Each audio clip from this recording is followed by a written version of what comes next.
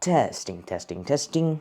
Hi there guys, my name is Rohan Bifi, and in today's video we are going to be talking about how to play cricket. In today's video we are going to be talking about how do we exactly play cricket. Well, you see, cricket was invented during the 16th century by England, okay, and is right now currently the second most viewed sport in the world, okay? First one being soccer, or football as it's called, okay? With cricket having over 2.5 billion dedicated followers, okay? Now, being that it has so many followers, but how do we exactly play cricket?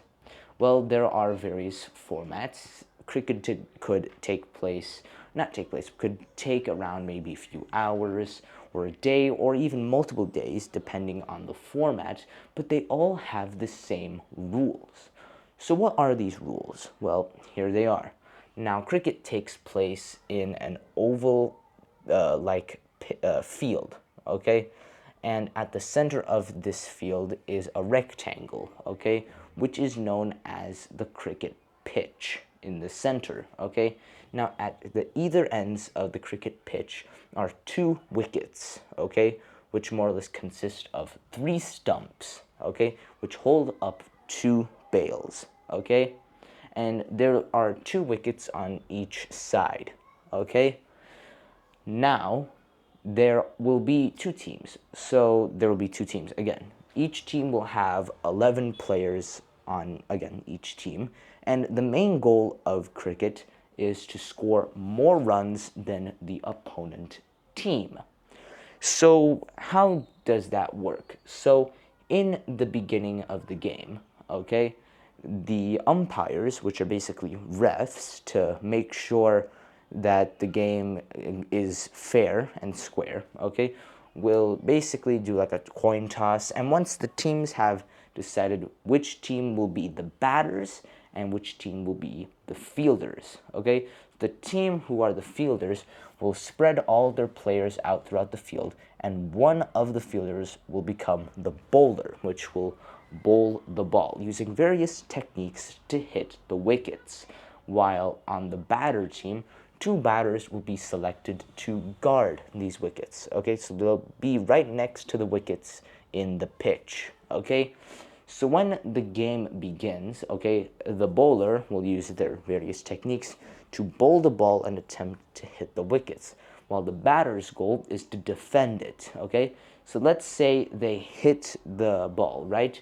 When they hit the ball and if they get an opening, okay, remember how I said the goal of cricket was to get more runs than the opponent. But how do we get those runs? Well, let's say the batter hits the ball, okay? Now, if they have enough time, they can run to the other side of the pitch. If both batters cross each other and reach the other side of the pitch, that equals one run. So one run across the pitch equals one run, okay? Now, they will basically continue doing this, and that's basically how we get more runs. Now, let's say the batter hits the ball, okay, and it reaches all the way till the border, okay? If it reaches all the way to the border, that is considered 4 runs. But let's say the batter hits the ball, okay, but it doesn't land on the ground and reach the border. Instead, it just flies all the way outside. Then that is considered 6 runs, which is the most amount of runs you can get, okay? But how long does the batters continue to bat? Again, it said which team scores more runs. What about the other team? Well, in order to, switch teams, the other team has to either make all the batters out or if all overs are done. So how do you exactly get a batter out? Well, there are multiple ways. First way being bowled out. So let's say the bowler bowls the ball, or the cricket ball, okay, and it hits the wicket, then the batter is out and will be replaced with another batter from the batting team, okay? Now, let's say if for example, let's say one of the, for example, while a batter is in the middle of a run, okay, and they're able to touch one of the wickets or hit one of them while they're mid-run, then that is considered out. Let's say the batter hits the ball, okay, but it hasn't touched the ground and one of the fielders catches it, then they are out.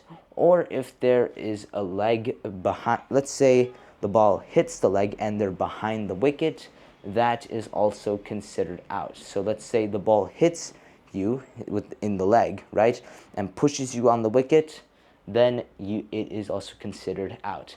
Now the bowlers will basically continue to do this again and again, okay, and the batters will continue to getting more runs until all the players on the opposite team, or the players on the batting team, are all out, okay. Now this will continue on, but what about overs? Well, basically 6 balls equal 1 over, okay.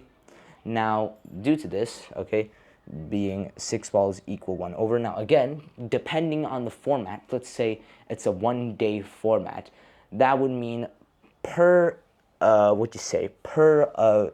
team side, okay, there will be 50 overs, which equal to 300 balls, okay, per inning, okay, which is a lot. So either, let's say, all the batters are out, or all the overs are done, okay, then the teams will switch and swap places. So now the fielders will become the batters, and the batters will become the fielders, okay. Now once they switch, they will continue to get more runs and continue to see which team gets the most amount of runs, and the team with the most amount of runs wins the game, okay. And that's basically how to play cricket, and that's basically it. Thank you for watching this video, and hope to see you next time. Bye bye.